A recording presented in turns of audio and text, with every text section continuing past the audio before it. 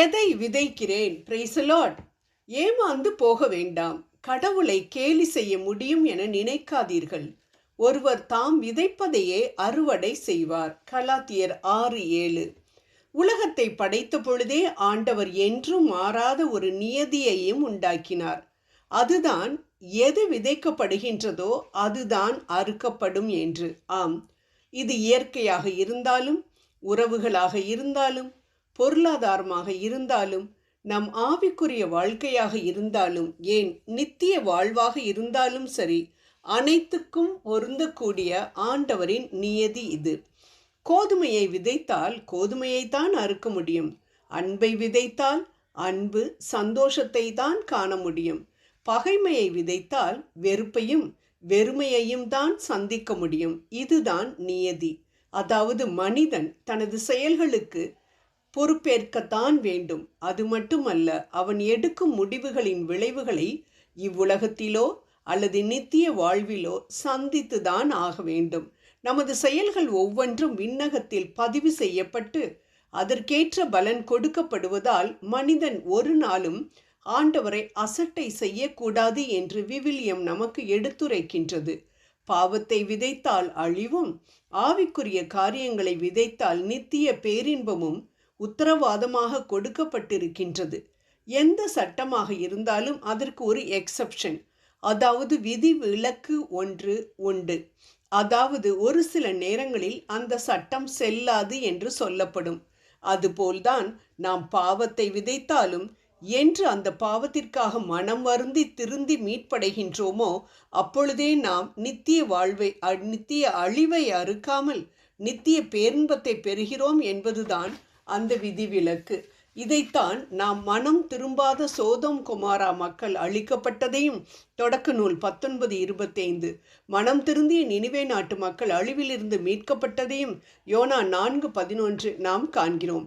இதனால் தான் புனித பவுல் 8ஆம் வசனத்தில் ஊனியல்பாகிய நிலத்தில் விதைப்போர் அழிவையே அறுவடை செய்வர், ஆவிக்குரிய வாழ்வாகிய நிலத்தில் விதைப்போர் அந்த ஆவி அருளும் நிலை வாழ்வை அறுவடை செய்வர் என கூறுகின்றார். அதாவது நமது மாம்சீக இச்சைகளுக்கேற்ற விதைகளாகிய கோபம், பகைமை, பெருமை, பொறாமை, சுயநலம், அசுத்த வாழ்வு போன்றவற்றை விதைத்தால் நாம் வெறுமையையும் அழிவையும், உடைந்த உறவுகளையும், ஆவிக்குரிய வறட்சியையும் ஏமாற்றங்களையும் தான் அறுப்போம். ஆனால் ஆவிக்குரிய விதைகளாகிய ஜெபம், மன்னித்தல், அன்பு, பெருந்தன்மை, பொறுமை, இரக்கம், தூய வாழ்வு, நேர்மை போன்றவற்றை விதைத்தோம் என்றால் நாம் அறிவு கடந்த சமாதானத்தையும், விவரிக்க முடியாத சந்தோஷத்தையும், தெய்வீக தயவையும், ஆவிக்குரிய வளர்ச்சியையும், ஆன்மீக பலத்தையும், ஏற்ற நேரத்தில் கிடைக்கும் ஆண்டவரின் நன்மைகளையும் தான் அறுப்போம். ஆம் அன்பானவர்களே, சிறிய விதை பெரிய மரத்தை உருவாக்கக்கூடிய வகையில் அதை ஆண்டவர் பெருக்குகிறார். அதேபோல் நம் ஆவிக்குரிய ஜெபம் சிறியதாக இருந்தாலும்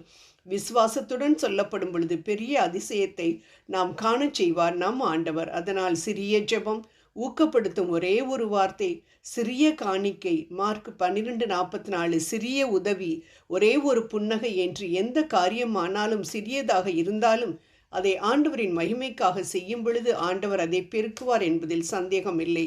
சில சமயம் நாம் அழுகையை விதைக்கிறோம், பதிலில்லை, கொடுக்கிறோம், பெறுவதில்லை, ஜெபிக்கிறோம், ஆனால் தாமதம். சோர்ந்து போக வேண்டாம், தக்க காலத்தில் அறுவடை செய்வோம். கலாத்தியர் 6:9. இயேசு தனது வாழ்வை சிலுவையில் விதைத்தார். அறுவடை உலகத்திற்கான மீட்பு, இறப்பின் மேல் வெற்றி, நித்திய அரசாட்சி. விதைப்பதை அறுப்பீர்கள் என்பது ஒரு எச்சரிப்பு மட்டுமல்ல, அது ஒரு வாக்குத்தத்தமும் கூட. ஆகவே நம்மை நாமே ஆராய்ந்து பார்ப்போம். இது நாள் வரைக்கும் உலகத்தில் உலக இச்சைகளுக்காக நம் நேரத்தையும் பணத்தையும் முயற்சிகளையும் விதைத்திருந்தால் மனம் மாறுவோம். அழிவிலிருந்து தப்பிக்க ஆவிக்குரிய வாழ்வில் விதைத்திருந்தால், அதாவது ஆண்டவருக்கு முதலிடம் கொடுத்து நாம் வாழ்ந்திருந்தால், இடம் கொள்ளாத ஆசீர்வாத அறுவடைக்காக நாம் காத்திருப்போம். ஜெபம் செய்வோம். அறுவடையின் நாயகனே, எங்கள் அன்பு தெய்வமே, நாங்கள் உலகத்தில் உள்ள காரியங்களுக்காக நாங்கள் பாடுபடாதபடிக்கு ஆவிக்குரிய வாழ்வில் நாங்கள் முன்னேற வேண்டும் என்று எல்லா செயல்களையும் நாங்கள் உமது மகிமைக்காக நாங்கள் விதைக்க எங்களுக்கு கிருபை புரிந்தருளும். ஆமென்.